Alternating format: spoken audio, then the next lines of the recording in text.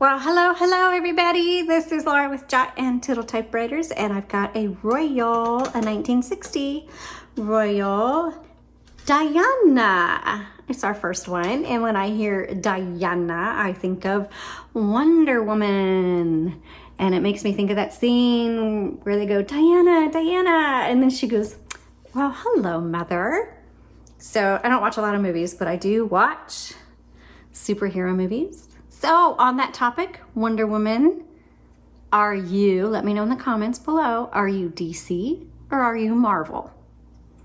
Just asking. And if you're Marvel, are you MCU or are you Marvel?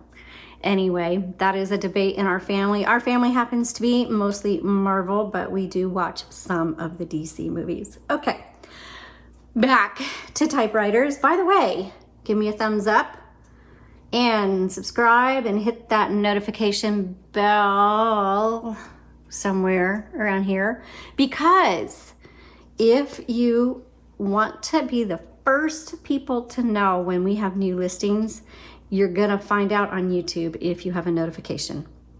Okay, that being said, let's take a look at this. This is our first Diana. We're gonna take a look at how she works, and I'll be honest, I haven't tried typing on her yet, so we are winging it today. Okay, here's her little paper holder. And I will say the interior is very clean. The exterior does show considerable amount of wear. Rob did decide he didn't want to paint it. So it is, it's like a two-tone gray, but really it's hard to tell that it's two-tone. I think the bottom has faded. Okay. Paper holder. This has magic margins, which means the margins right there, you got to hold that in while releasing your carriage. Go out to where you want it and then release both of them. And your carriage release, by the way, is the silver lever on either side, and it doesn't matter which side you hold it in. And you can hear that bell, nice cute little bell. Let's go over here and look, the margin is way over here on this one. I'm not sure what happened. So again, pull that magic margin in while releasing the carriage, go out and release. And now we have a little more normal margins. Now, all that to say is, if you've watched me for any length of time, you know I like narrow margins. So let's go ahead and set those. I'm gonna bring it into here. All I need to do is press this one. You hear that click? I'm gonna go over here and I'm gonna bring it in about here. And again, it should ding when I do it. And it does. Wow, what do you know? Okay, let's hit the return handle.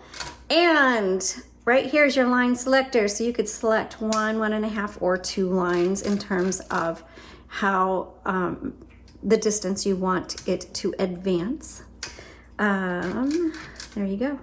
There is another lever right here, and I suspect it releases the roller. So I'm gonna pull that forward. Sure enough, what do you know? Okay, so that really comes in handy if you're trying to line something up and it just isn't quite working. Release that, get everything exactly where you want it, but be sure you re-engage it or else it's not gonna advance properly. Okay, I'm gonna move this carriage over to the left. So again, use this lever, bring it over, and before I open the top, this is your paper release, and we'll look at that here in a second. Okay, I'm gonna open up this top, and the reason I moved that to the left is because when I try to open this, I don't want the handle to get in the way. Now this one doesn't fold open, the whole thing pops off. So just grab it here in the middle and give it a yank. There you go, and inside is the escapement area, and like I said, it's actually pretty clean on the inside here. So we've put in a brand new universal ribbon. All of our typewriters have new ribbons in them. Also, when it is time to change out your ribbon, you just pull it out, pop a new one in. There's a little pin that sticks up, and you gotta make sure it falls into one of these holes. So you may have to like jiggle it. There you go. Make sure black is on top, red is on bottom, and that there's a guide, like little guide thingy. They look like double barrels right here. You have to thread it properly through here and then back through the double barrel on this side. There is an up close photo and you'll find it if you go in the description below. You'll see a product listing link. Click on that link because that's the only way you can get to it. And then you'll be able to see the photos related to this typewriter.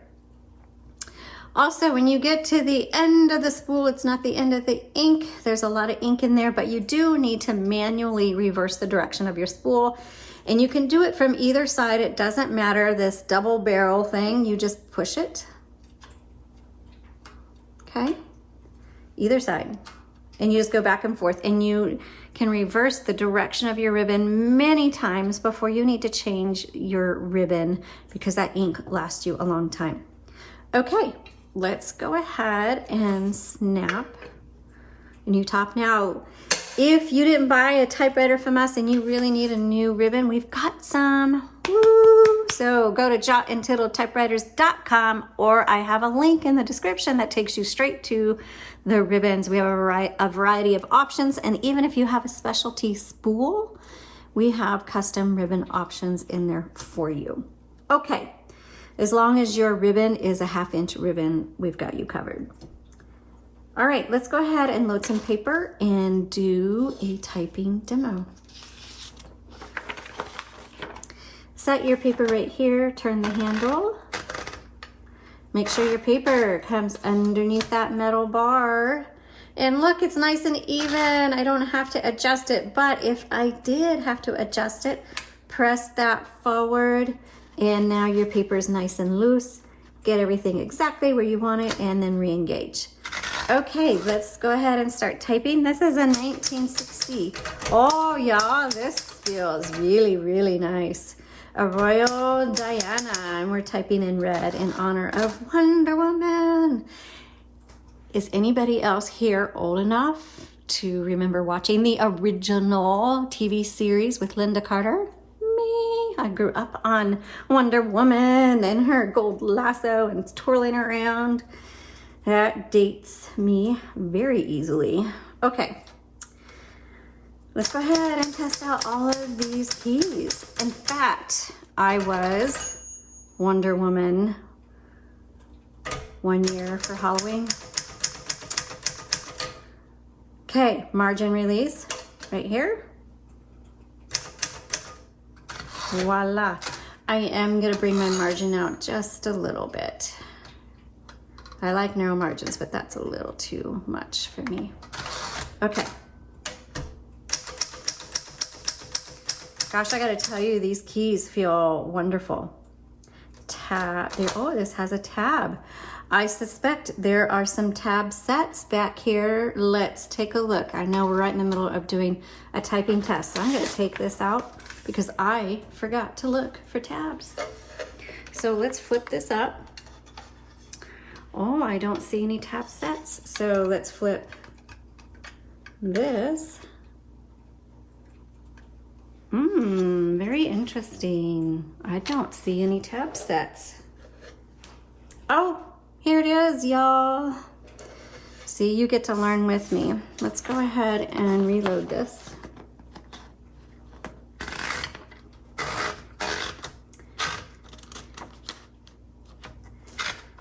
Okay, so tab, it's kind of worn out. That's why I didn't see it. So up where it has a minus sign, up is clear, plus sign is down, and that is set. So let's say we wanted to set one right here, and we just hit set. Okay, so I should be able to, there it is. Okay, let's finish. I'm glad I was just testing out the backspace and make sure. Thanks for being patient with me.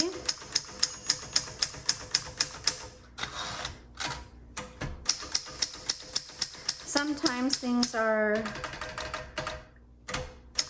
obvious. Sometimes I'm a little more observant than others, or a little less observant in this case than others. And so I missed the tab. That little guy seems to be sticky, so I'll have Rob take a look at that. Color selector. Black on top, red on bottom. The white is in the middle. Do not use the white. That's stencil. You're not going to be able to type properly on it. Stay away from the white. White is bad in this case. White is not the good guy. Okay, in terms of typing. All right.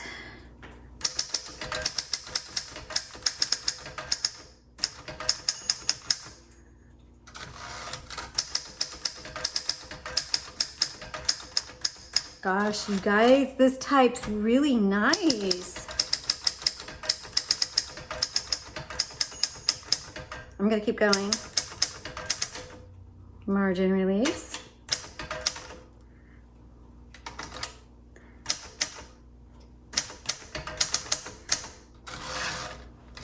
I would say it's almost as nice as my Quiet Deluxe is.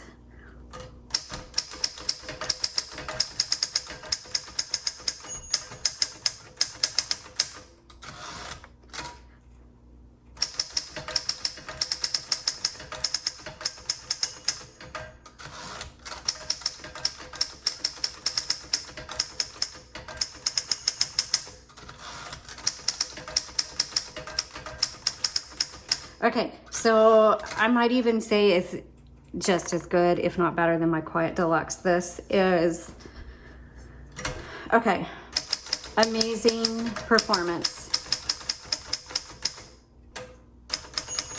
And if you want something that's a little bit more unique, I don't see, like I said, in almost 3 years, this is our very first Diana.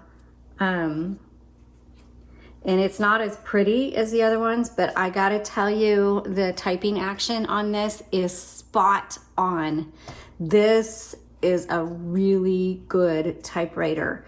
So remember, the exterior shows its age for sure, but the performance, this is gonna tackle, I can just tell by the feel, because I mean, obviously you guys, I type on typewriters all the time. This one is spectacular in its performance. So this typewriter needs to go to an active writer. And if you really love vintage stuff and you don't mind it, that it looks like it's been well used and I would say this is a well-loved typewriter. So this needs to go to somebody who is going to do a lot of writing and appreciate the performance of this amazing machine. So this is one of those where don't judge a book by its cover, because it's pretty spectacular. All right, thanks for watching. Don't forget to tell me if you're DC or Marvel, and you all have a good day.